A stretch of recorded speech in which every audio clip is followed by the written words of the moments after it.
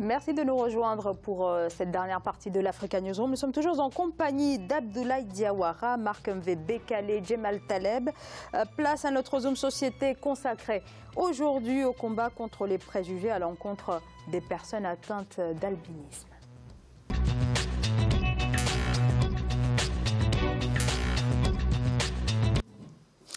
Un concours de beauté pour casser les préjugés véhiculés depuis des siècles autour des personnes qui souffrent d'albinisme. Au Zimbabwe, ils sont 40 000, une population fragile car victime d'exclusion et de violence. Dès lors, ce concours revêt un enjeu capital autour de la mise en avant de cette minorité. Solène Duplessis.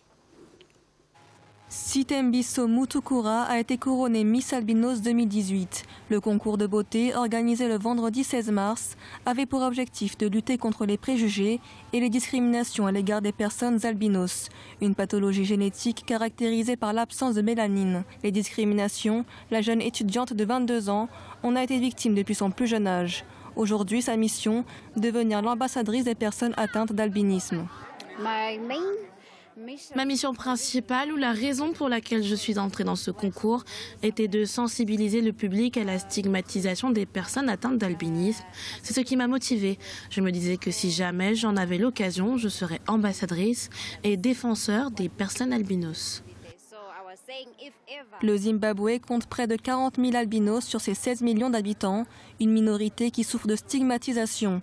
Dans certains pays d'Afrique, leur vie tourne au calvaire. Chaque année, beaucoup d'entre eux sont persécutés, victimes d'attaques ou abandonnés par leurs parents. À travers sa consécration, Sitembiso Mutukura espère interpeller les autorités afin de mettre un terme à ces discriminations. L'Afrique devrait mettre en place des mesures qui aident les personnes atteintes d'albinisme à améliorer leur vie afin que les albinos soient vus et considérés comme les autres. L'organisatrice Brenda Mudzimu espère que ce concours de beauté, baptisé La beauté au-delà de la peau, se renouvelle chaque année et qu'il s'exporte dans toute l'Afrique. Le Zimbabwe est le deuxième pays africain à organiser un concours de beauté albinos. En octobre 2016, le Kenya avait élu les premiers Miss et Mister Albinisme avec le même objectif, lutter contre les discriminations. Donc cette initiative, une manière bien sûr de mettre en avant cette minorité stigmatisée. Mais Djemal, est-ce qu'il n'aurait pas mieux fallu organiser un concours ouvert à tous, avec, en tout cas un concours qui inclut également des albinos et des personnes qui ne sont pas forcément atteintes d'albinisme? Est-ce que dans ce cadre-là, le message n'aurait pas été plus pertinent? Je vais vous faire une confidence. Je ne suis pas un grand spécialiste de l'albinisme. Donc ce que je vais dire, ça va être une banalité et je vais enfoncer des portes ouvertes. Cela dit, je fais partie de ceux qui pensent qu'on prend toujours en soi-même en charge ses affaires mieux que si c'était les autres qui les prenaient à votre place. Et donc un albinos, que des albinos prennent en charge le regard qu'ils subissent, quelle que soit la compassion qu'on peut avoir pour eux, on ne peut pas souffrir à leur place. Et donc, il est légitime qu'eux-mêmes prennent en charge la souffrance qui est la leur, que nous autres, nous leur venions en aide et que nous soyons compatissants et au-delà, ça me paraît être une bonne chose. Mais enfin, c'est très compliqué en effet, les différences et l'acceptation des différences. Dans certains pays, quand vous êtes noir, c'est un problème. Dans certains pays, quand on est albinos, c'est un autre problème. En réalité, ça pose la difficulté que nous avons, nous, êtres humains de façon générale, d'accepter là les différences. Et donc, nous avons tous, chacun, vécu dans un pays, nous sommes tous africains sur ce plateau, et nous avons tous vécu la difficulté qu'un albinos, qu'on a dans son enfance, qu'on a dans son voisinage, rencontre comme regard compliqué, comme parfois discrimination très forte. Et donc, ce genre d'initiative, je dis rien de révolutionnaire, me paraît plutôt être une bonne chose. Ça peut être un concours Miss de France, ça peut être autre chose. Mais que les albinos prennent en main leurs difficultés, leurs souffrances qu'ils vivent eux-mêmes, je pense que c'est une bonne chose et qu'il est normal que les autres les suivent, mais il est plus normal que ce soit eux-mêmes qui les prennent en charge. Abdoulaye Diawara. Oui, alors je rejoins votre analyse pour dire que c'est une C'est une manifestation qui est salutaire et qui participe notamment à redonner à l'albinisme une normalité tant recherchée. Je rappelle que c'est une situation qui est catastrophique pour le continent. Je rappelle simplement, dans un rapport publié en juin 2016, l'ONG canadienne, notamment Sous le même soleil, a répertorié 457 attaques, notamment, dont 178 meurtres commis ces dernières années contre les albinos en Afrique. Donc, voir ces crimes qui ont été commis est tout à fait regrettable et voire condamnable. Donc, dans ce cadre-là, des initiatives de cet ordre participent justement à donner une autre image, à renouveler en tout cas, à donner pas le banaliser, mais en tout cas à le normaliser. Et c'est une excellente initiative, mais toutefois, il faut dire qu'il ne faut pas que cette initiative qui est tout à fait ludique ne soit pas accompagnée de mesures notamment coercitives à l'égard des violations qui sont commises. Et ces statistiques rappellent à juste titre qu'il est tout à fait important de rester alerte sur ces questions et d'être mobilisé, y compris à l'intérieur des différents gouvernements, pour prendre des mesures spécifiques. Je rappelle un mot, qu'il y a aujourd'hui ce qu'on appelle la Journée internationale de l'albinos qui a été créée en 2015 par les Nations Unies, qui montre que c'est une question justement qui doit être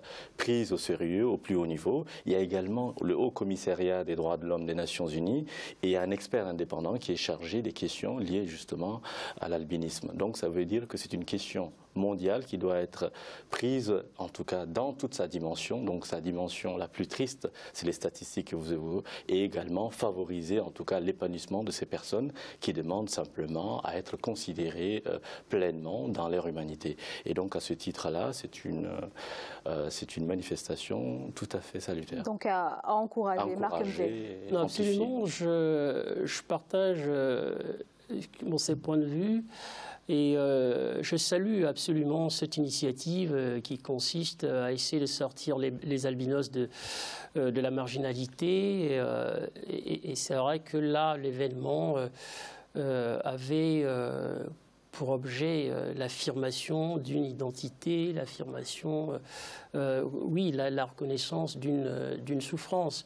Et au-delà de l'événement médiatique, hein, parce qu'on a lu, on a regardé à la télévision, on a lu dans les médias, je pense que ce qui est également important à souligner pour les États africains où l'albinisme est un problème sociologique, hein, je dirais, c'est de prendre en charge, de prendre en considération les violences qui sont perpétrées contre les albinos et puis faire des efforts pour leur intégration sociale, hein, parce que je parle de marginalité ou de marginalisation. C'est que bon, les albinos, ils sont pratiques, on n'en trouve pas beaucoup dans les administrations africaines et autres.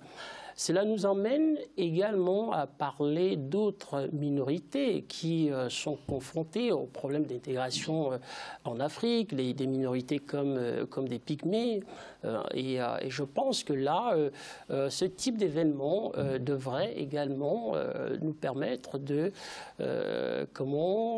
braquer la lumière, n'est-ce pas, sur toutes les violences, n'est-ce pas, qui sont menées contre ces populations, ces minorités marginales. Et c'est pour cela que je pense que oui, c'est un événement salutaire et que et on espère qu'il ne sera pas ponctuel, que effectivement, au-delà du concours de beauté, il y aura d'autres manifestations. Enfin, de vraies politiques publiques, surtout. Oui, de vraies politiques publiques en faveur des albinos, parce que c'est un vrai problème. Autant je considère que, que la dépigmentation est l'autre versant de l'albinisme, parce que c'est un vrai fléau, en tout cas dans certains pays du continent, et que les politiques publiques ne sont malheureusement pas à la hauteur des ambitions que cela nécessite, en tout cas de l'enjeu lui-même.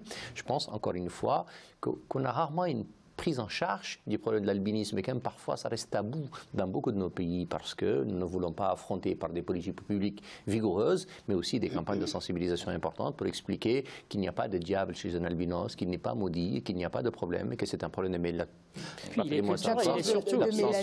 Il est surtout culturel et tout le travail doit se faire à ce niveau. Toutes les considérations qu'il y a autour de l'albinisme, les superstitions autour de ça. Je crois que l'enjeu est culturel et c'est pour cela que les gouvernements, les États doivent absolument prendre en charge la protection de ces populations. Comme je le disais, ça concerne d'autres minorités et je crois qu'il serait temps que des politiques sérieuses soient menées pour ces populations. Merci beaucoup à tous les trois d'avoir participé à ce débat. Marc M.V. Bekale, je rappelle que vous êtes maître de conférence à l'IUT de Troyes, également auteur de Méditation sangorienne aux éditions L'Harmattan. C'est mon dernier ouvrage, merci. Votre dernier ouvrage, merci beaucoup. Abdoulaye Diawara, merci à vous d'avoir participé à cette émission. Je rappelle que vous êtes juriste et enseignant-chercheur à l'Université de Reims. Djemal Taleb, merci pour votre éclairage. Merci Zahra et merci à ceux qui nous ont regardés. Merci donc à vous de nous avoir suivis. À demain, très bonne soirée.